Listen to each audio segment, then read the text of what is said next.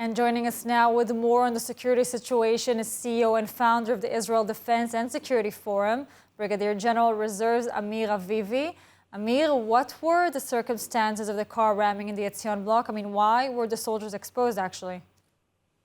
Well, I don't know exactly the circumstances, but when the soldiers operate, they need to be very alert for the surroundings and make sure that while some soldiers are concentrated on what is happening close to them, others look further away to make sure there is no danger.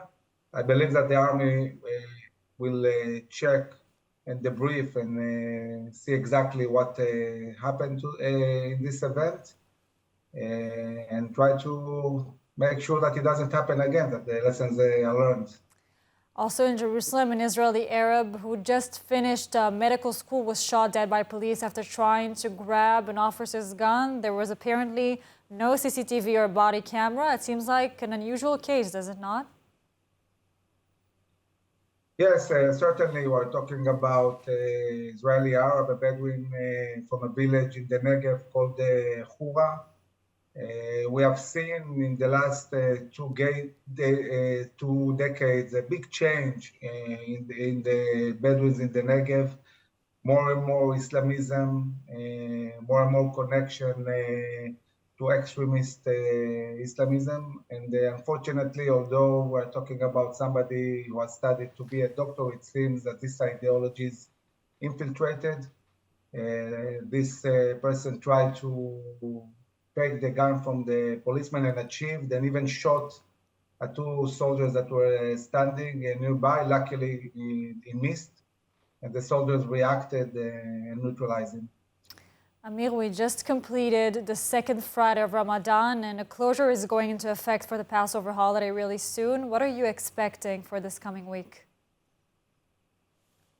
Well, I think that tensions are very high, and not only in East Jerusalem, but also in the region of Judea and Samaria, the West Bank, and also in the north. In the north, we see the IDF continuing to operate and be very, very alert. We think that Hezbollah might try another attack. So the forces of the IDF are in a high readiness on the northern border.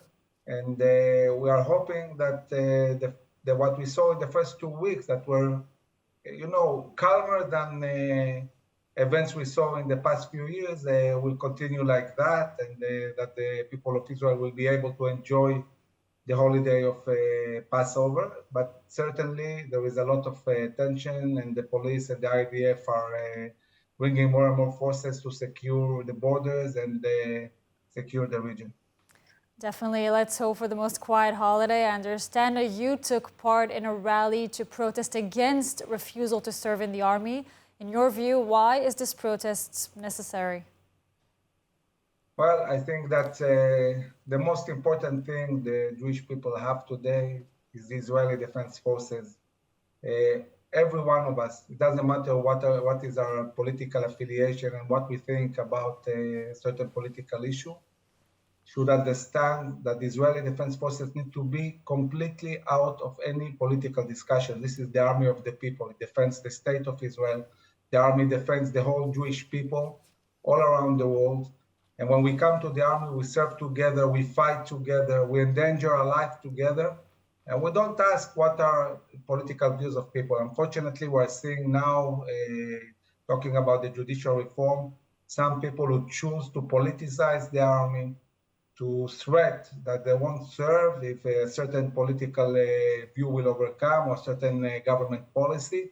This is very, very dangerous. It's hurting the army, it's endangering us, it's hurting our deterrence, looking at our enemies who are looking what's happening in the army, and they feel that we are weaker and we might experience an attack or a war because of that. And we also have to remember that now we have this government, in the future maybe another one, and we cannot have each time a government wants to push a policy, somebody in the army saying, if this policy will be pushed, I'm not going to serve. This is devastating for the state of Israel, and we reminded people, that we should leave the army outside and swear our alliance, our oath. Remember our oath.